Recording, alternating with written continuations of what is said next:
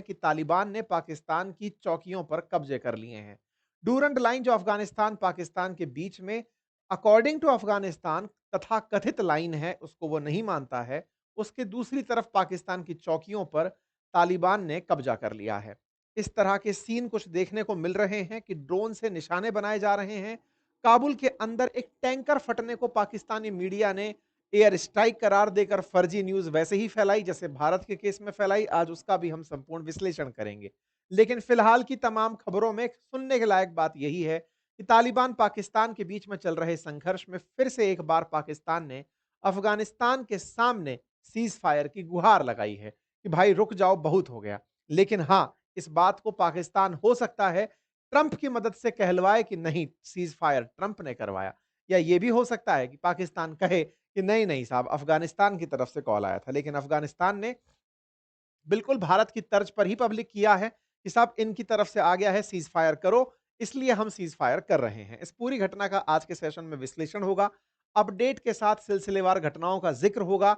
पाकिस्तान के ये हालात बताए जाएँगे कि पाकिस्तान ने कैसे तालिबान के साथ पंगा लेकर अपने लिए मुसीबतें बढ़ा ली हैं।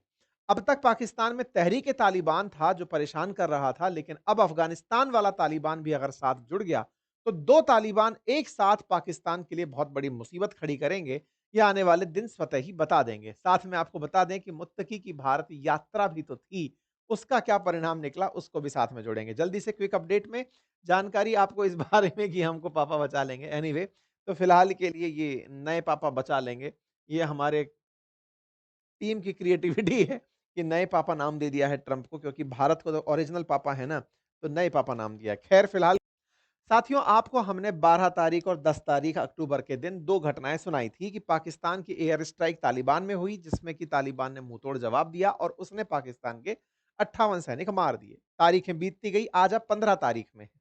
इस 12 तारीख के बाद लगभग मामला रुक सा गया था। लेकिन वही बात, पाकिस्तानियों को बहुत देर बाद फिर से एहसास हुआ कि यार हमारी तो बेइज्जती हो गई। तालिबान ने भारत में बैठ कर के हम पर हमले करवा दिए और भारत के कहने पर इन लोगों ने हमारे साथ झगड़ा कर लिया। कभी ये तो हमारे अपने हुआ करते थे, लेकिन अब भारत ने ऐसा इनके साथ क्या कर दिया?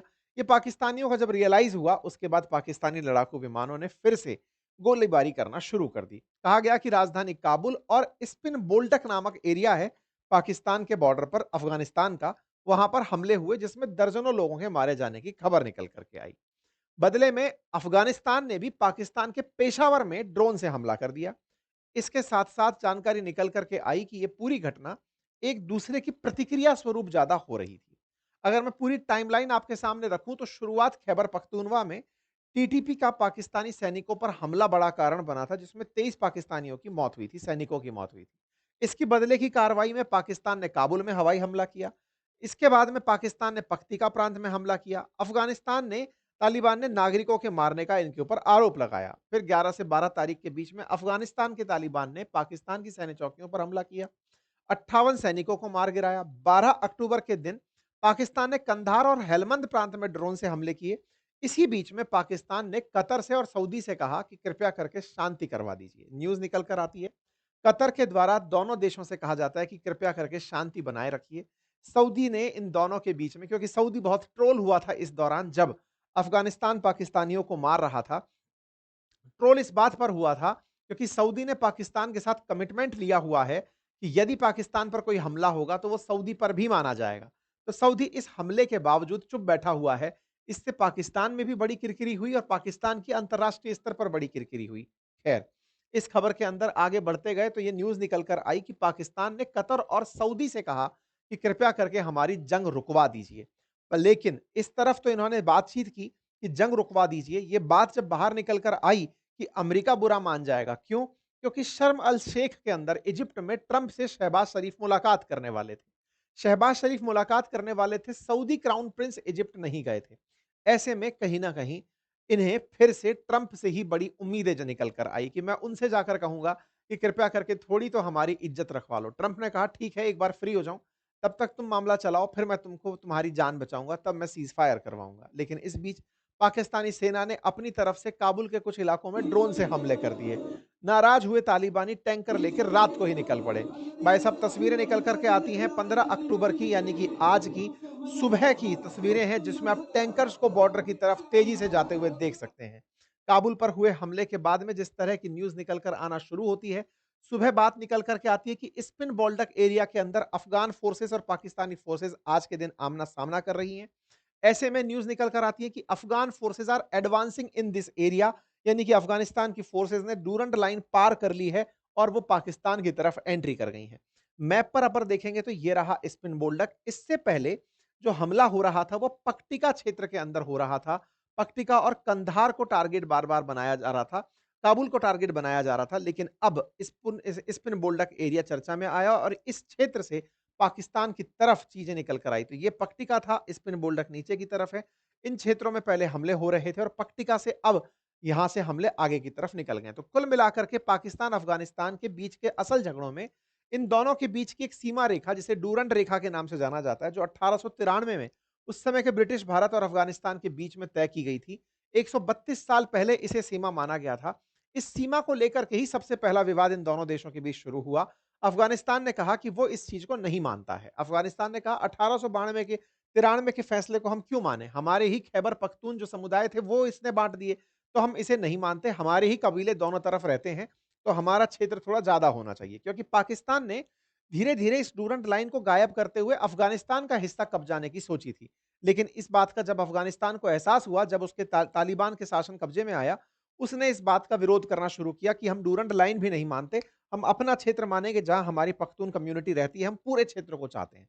इस तरह से इन दोनों के बीच में शुरुआती कलेश होने शुरू हुए। 15 अक्टूबर यानी आज के दिन जब शुरुआत दिन की हुई, तब एक-दूसरे के ऊपर बम गोले फेंकने की बातें निकल कर आई। इस बीच में खबर आती है कि पाकिस्तानी एग्रेसर्स ने सोल्जर्स के मरने पर अपनी तरफ से अफ़गानिस्तान से रिक्वेस्ट किया कि कृपया करके थोड़ी देर शांति रखिए, हम अपने सैनिकों की डेड बॉडीज़ को यहाँ से ले जाना चाहते हैं। अफ़गानिस्तान वाले रुक भी गए, ये खबर निकली है। हजीबुल्लाह की खबर है, डिप्टी स्पोक पर्सन है इस्लामिक एमिरेट ऑफ अफ़गानिस्तान के, कि हमने पाकिस्तान के कहने पर थोड़ी देर के लिए ब्रेक भी लगाए, लेकिन वो लोग हमारे ब्रेक का गलत फ़ायदा उठाकर हम पर फिर से हमला कर दिए। इस बात से पाकिस्तान के अनप्रोवोक्ड फायरिंग से 12 सिविलियंस मारे गए और 100 से अधिक लोग स्पिन बोल्डक क्षेत्र में घायल हुए। ये अफ़गानिस्तान के जबीबुल्लाह जो हैं, ये ऑफ़िशियल स्पोक पर्सन हैं, इन्होंने इस जानकारी को दिया और कहा कि हम तो उनके लिए वेट किए कि हाँ भाई, उनकी डेड बॉडीज़ को और घायलों को वो निकाल ले जाएँ। उन्होंने ही शांति की अपील करी बीच में, और जैसे ही करी, उसके बाद उन्होंने हमारे स्पिन बोल्डक क्षेत्र पे हमला कर दिया, जिससे हमारे 12 लोग, 12 सिविलियंस मारे जाने की खबर निकल कर आती है। अफ़गानिस्तान ने इस बात से नाराज़ होकर बॉर्डर पर अपनी तरफ से टैंक भेज दिए। यहाँ पर ये बॉर्डर की तरफ जाते हुए टैंक की तस्वीरें हैं। फिर इसके बाद में अफ़गानिस्तान गवर्नमेंट ने अपनी तरफ से उन चौकियों की तस्वीरें जारी की, जो पाकिस्तानी चौकियाँ थी, जिस पर अफ़गानी फ़ोर्सेज़ या तालिबानी फ़ोर्सेज़ पहुँच गई हैं, और उन चौकियों पर इन्होंने कब्ज़ा कर लिया है। एक ऐसी ही तस्वीर जिसमें कि सेना के सामने इस तरह से तालिबानी जो व्यक्ति है, ये अपने कंधे पर रॉकेट लॉन्चर रख कर के फायर कर रहा है। मतलब जिसमें कि पाकिस्तानी आर्मी के साथ में कंधार के अंदर जो फाइट हो रही है, वो यहाँ पर आपको दिखाई दे रही है। तो कुल मिलाकर के कंधार से निकलकर कंधार, काबुल, स्पिन बोल्डक, पक्तिका, ये सब वो क्षेत्र हैं जो इस समय पाकिस्तान के साथ डायरेक्ट फाइट में हैं। इसी बीच में खबर निकल कर के आती है कि अफ़गान फ़ोर्सेस ने अपनी तरफ से हाई मोरल्स का और अपनी तरफ से जो मतलब अच्छी युद्ध कला है उसका प्रदर्शन करते हुए, जो पाकिस्तान की कैप्चर की हुई फैसिलिटीज़ थी, उन फैसिलिटीज़ पर भी उन्हें थोड़ा एक्सेस दिया कि लो अपने लोगों को लेकर चले जाओ यहाँ से। इस बीच में आपके दिमाग में सवाल आएगा कि साहब आमिर खान मुत्तकी कहाँ हैं? ये तो आए हुए थे ना भारत में 8 दिवसीय यात्रा पर, इनके कब दिन पूरे हो रहे हैं? तो भाई साहब आज 15 तारीख है, आपने 10 तारीख के सेशन में सुना था कि ये आए हुए हैं इससे 2 दिन पहले, तो इनके इस बीच में टाइम भी पूरे हो लिए। लेकिन पाकिस्तानियों को लगता है कि भारत ने ही इनकी वजह से सारे हमले करवाए हैं। पाकिस्तान के इन्फॉर्मेशन मिनिस्टर तो ये तक कहते हुए पाए गए कि तालिबान के मुखिया को वहाँ बिठा करके, तालिबान के विदेश मंत्री को वहाँ बिठाकर चाय पिलाई गई है, जिसके चलते वो हम पर गोले फेंक रहा है। इस जबीबुल्लाह को आपने कई बार सुना होगा। अब ये एक और प्रोपेगेंडा फैला रहे हैं अफ़गानिस्तान के अंदर, कह रहे हैं कि तालिबान को अफ़गानिस्तान के लोग नहीं चाहते। तालिबान को जब लोग ही नहीं चाहते, पब्लिकली बैक्ड नहीं है तालिबान, तो हम उसकी बात को कैसे मानें? यानी पाकिस्तान अब बुरी तरह से परेशान होने वाला है, क्योंकि वो तालिबान को अपने दुश्मन के तरह से प्रिटेंड करना शुरू कर दिया है। पहले तालिबान, पाकिस्तान मिलकर चला करते थे। लेकिन अब जिस तरह की ये लोग बयानबाज़ी कर रहे हैं, कह रहे हैं कि तालिबान की पाकिस्तान अफ़गानिस्तान के अंदर कोई स्वीकारोक्ति नहीं है। जिस तालिबान ने अमेरिका को वहाँ से हटाया हो, उसकी स्वीकारोक्ति खत्म हो चुकी है। ये इस तरह से इस बात को बोल कर के लोगों को भड़काने का प्रयास कर रहे हैं। पाकिस्तानी सेना का कहना है कि पहले तक तो पाकिस्तान में टीटीपी यानी कि तहरीक-ए-तालिबान पाकिस्तान ही सबसे बड़ी कलेश की जड़ थी। अब अफ़गानिस्तान वाला तालिबान और जुड़ गया है। अब ये दोनों लोग मिलकर के हमारे ऊपर कंबाइंड हमले करेंगे, पाकिस्तानी आर्मी का ऐसा मानना है। खैर, शहबाज शरीफ के पास तो दवा है, कला है और वो कला का नाम है खैर, ऐसे में ये ट्रंप के साथ मुलाकात करते हैं। ट्रंप से मुलाकात करते समय इन्होंने जिस अद्भुत कला का प्रदर्शन किया, अपने आम बोलचाल की भाषा में उसे चाटना कहते हैं। उस कला का जब इन्होंने प्रदर्शन किया तो पूरी दुनिया ने इनकी बहुत मज़ाक बनाई। शहबाज शरीफ ट्रंप के पीछे खड़े थे। ट्रंप अपनी तरफ से बयान दे रहे थे। इस बीच में शहबाज शरीफ आकर के तारीफ में कहकर जाते हैं कि हमने पीस पुरस्कार के लिए इन्हें नॉमिनेट किया है। शहबाज शरीफ की इस चाटुकारिता की पाकिस्तान में गजब ट्रोलिंग होती है। पाकिस्तान के सोशल मीडिया के लोग ही इन्हें गजब से कहते हैं कि सर ऐसा भी क्या है? आप एक न्यूक्लियर कैपेबल देश के प्रधानमंत्री हैं। अपने चाटने की इस अद्भुत कला का प्रदर्शन मत करिए, कहीं ट्रंप आपको चाटने के ऊपर ही कोई नोबेल पुरस्कार ना दिला दे। खैर, इनकी इस अद्भुत कला का प्रदर्शन चल रहा था, दुनिया साक्षी बन रही थी, ट्रंप इनके आनंद ले रहे थे। ट्रंप ने इस बीच में एक और पासा फेंका और वो ये है कि ये इन सबके सामने देश के प्रधानमंत्री, भारत के प्रधानमंत्री की तारीफ करते हैं। कहते हैं कि भारत एक अच्छा देश है, वहाँ के प्रधानमंत्री जो हैं बड़े फैंटास्टिक हैं। और ये अब लोग दोनों आराम से रह रहे होंगे और ये पलट करके शहबाज शरीफ की तरफ देखते हैं। शहबाज शरीफ की तरफ जब देखते हैं तो उसका जो चेहरा बनता है, उसकी सोशल मीडिया पर गजब मीम बन रहे हैं कि ये जो आदमी है, ये आदमी भूल गया है, ये इस तरह से बिहेव कर रहा है कि देख के ही पता चल रहा है कि ये खुद से कह रहा है, "हाँ, हाँ सर, बिल्कुल, बिल्कुल सर, आपने कहा ना हाँ सर, बिल्कुल कर देंगे।" मतलब बोले यार, मतलब खुद के अंदर थोड़ी तो खुददारी रख लो। पाकिस्तान के प्रधानमंत्री हो, कम से कम पूरे मुस्लिम वर्ल्ड तुम्हारे ऊपर गर्व खाता है कि तुम्हारे पास में न्यूक्लियर बम है, बाकियों के पास नहीं है। उसके बाद तुम इस तरह की हरकत करो कि ये तुम्हें पपेट बनाकर घूम रहा है। ये मैं नहीं बोल रहा हूँ। पाकिस्तान के सोशल मीडिया हैंडल्स पर जहाँ जाएँगे, पॉलिटिशियंस और लुच्चास and boot lickers Pakistani handles हैं। यहाँ पर क्यूरियस फिलॉसफर लिख रहे हैं कि ऐसा कोई भी हमने शहबाज शरीफ जैसा आदमी ही नहीं देखा जो इस तरह की हरकत कर रहा हो। A dog to Trump playing a role of principal of honour मतलब he is literally behaving like a school child और ए डॉग वो कुत्ते की तरह बिहेव कर रहा है शहबाज शरीफ और वो एक मालिक की तरह बिहेव कर रहा है। ऐसे ही यहाँ पर एक आस्क खालिद करके कुछ हैं, ये अपनी तरफ से लिखते हैं कि Shahbaz Sharif suck up to Donald Trump and शर्मल शेख सो मतलब गजब तरीके से इनको गालियाँ दी गई हैं। ऐसे ही एक और पाकिस्तानी हैंडल इनके बारे में कहता है कि so Shahbaz Sharif flattered Donald Trump earlier too he repeatedly same line in front of international media yesterday है ना? तो do you want to say what you said to me the other day मतलब लोग इनकी गजब तरीके से सोशल मीडिया पर ट्रोलिंग कर रहे हैं। खैर, इस बीच में फिर से अफगानिस्तान वाले इस बात को याद दिलाते हैं कि देखो साहब, हम लोगों ने अपनी तरफ से तो सारी चीजें सही से प्रदर्शित की। इधर की तरफ क्या होता है कि मुत्तकी साहब का समय पूरा हो जाता है। भारत की इनकी 7 दिवसीय यात्रा पूरी हो जाती है और ये अफगानिस्तान में पहुंच जाते हैं। ये जब अफगानिस्तान में पहुंचते हैं तो इसी बीच में अफगानिस्तान से एक ड्रोन उड़ता है पेशावर में और जाकर के धमाका कर देता है।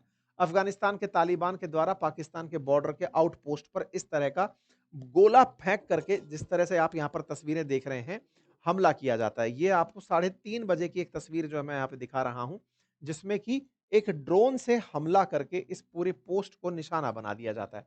ये एक गोला गया ड्रोन से जाते हुए और ये यहाँ पर गिरता है और पाकिस्तान की एक चौकी में ब्लास्ट कर दिया जाता है। मतलब कि अफ़गानिस्तान भी पूरी तरह से टारगेटेड हमले कर रहा है।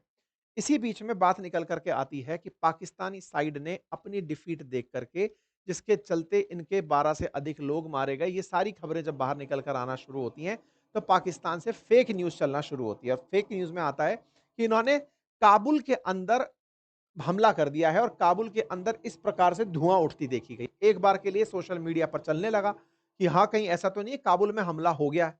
लेकिन बाद में पता चलता है कि जिस हमले को पाकिस्तानी मीडिया कह रही थी कि एयर स्ट्राइक की है हमने अफ़गानिस्तान में, बाद में पता चलती है कि वो एक एयर स्ट्राइक नहीं थी, अपितु एक ऑयल टैंकर में आग लगी थी। एक एक्सीडेंट हुआ था, ऑयल टैंकर में आग लगी और उस ब्लास्ट के बाद में इस तरह से तेल फैल गया था। इसको पाकिस्तानियों ने पाकिस्तान में क्लेम ये कर दिया कि हमने काबुल के अंदर एयर स्ट्राइक की है। इस पर उनकी बहुत ज़्यादा किरकिरी हुई, बहुत बेइज्जती हुई कि साहब टैंकर फटा है, कोई हमला नहीं था। खैर पाकिस्तानी मीडिया की फिर से मज़ाक बनती है कि साहब एयर स्ट्राइक कह दिया जिसमें कि एक टैंकर फटा था, एक एक्सीडेंट को इन्होंने एयर स्ट्राइक कह दिया। तमाम तरह की चीज़ें निकल कर आती हैं, लेकिन इसी बीच में तालिबान के द्वारा इनके पेशावर के अंदर अफ़गानिस्तान से चले हुए ड्रोन से हमला कर दिया जाता है, जिसकी तस्वीरें पब्लिक हो जाती हैं। सारी चीज़ें चल रही होती हैं, सब चीज़ों में लड़ाई-झगड़े अपने-अपने लेवल पर तेज़ी से बढ़ते चले जाते हैं। सिक्योरिटी सोर्सेज़ पाकिस्तानी फोर्सेज़ के साथ में बात करती हैं कि स्पिन बोल्डक एरिया में बातों को रोक दिया जाए। अफ़गान ब्रिटेन ब्रिगेड और बटालियन के तबाह होने के दावे किए जाते हैं। कहा जाता है कि हमने अफ़गानिस्तान को बहुत नुकसान पहुँचा दिया। कुल मिलाकर के स्पिन बोल्डक क्षेत्र में अफ़गानिस्तान का नुकसान होने की खबर निकल कर आती है। लेकिन इसी बीच में फिर एक खबर आती है और वो ये कि पाकिस्तान और अफ़गानिस्तान 48 घंटे के सीज़फायर के लिए तैयार हो गए। तो आज शाम को ये खबर छप के आती है पौने 8 बजे कि ये दोनों लोग सीज़फायर के लिए तैयार हो गए हैं।